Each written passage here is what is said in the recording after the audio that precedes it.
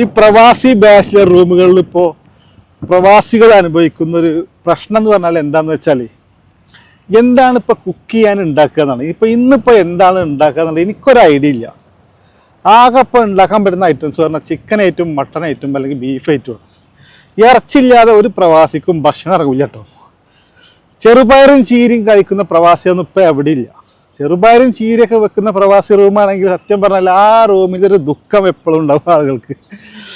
പണി കഴിഞ്ഞ് ക്ഷീണിച്ചിട്ട് വന്ന പ്രവാസി ഈ ചെറുപയറും ചീരയും കഴിക്കും നിങ്ങൾക്ക് തോന്നുന്നുണ്ടോ? ഒരിക്കലും ഇല്ല കേട്ടോ. ഇപ്പോൾ ഇറച്ചി ഐറ്റംസിൽ ഇപ്പോൾ ആകെ കഴിക്കാൻ പറ്റിയ ഐറ്റംസ് പറഞ്ഞാൽ ചിക്കന്, മട്ടണ്, ബീഫ്, അല്ലാതെ വേറെ എന്താ ഉള്ളത്? ഈ ചൈനക്കാരൊക്കെ സമ്മതിക്കണോ? ഈ ചൈനക്കാരൊക്കെ എന്തുപോലെ ഐറ്റംസ് ആണല്ലേ. പാമ്പിനെ വറുത്തത്, തവളനെ പൊരിച്ചത്, അതുപോലെ പാറ്റ, പഴുതാര, പിന്നെ എന്താണ് പുഴു. ശരിക്കും ചൈനക്കാർക്ക് ഈ ഭക്ഷണം കഴിക്കാൻ ചിലവ് കുറവാണ് കേട്ടോ. കാരണം ഇതിനൊക്കെ പിടിച്ച് തിന്നുമ്പോൾ പിന്നെ എന്ത് ചിലവാണ് ഉണ്ടാവുക?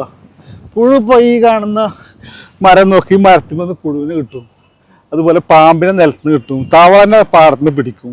ഇതിനൊക്കെ ചുട്ടിട്ട് അധികം മസാലപ്പൊടി ഒന്നും വേണ്ട അതിങ്ങനെ കഴിക്കുന്ന ചൈനക്കാർക്ക് എന്ത് ചിലവാണ് ഭക്ഷണത്തിനൊക്കെ ഉള്ളത്. ശരിക്കും ഈ ചൈനക്കാരൊക്കെ നല്ല പൈസക്കാരാവാൻ കാരണം ഇതൊക്കെ തന്നെ ഔട്ടല്ലേ? എന്താ നിങ്ങളുടെ അഭിപ്രായം?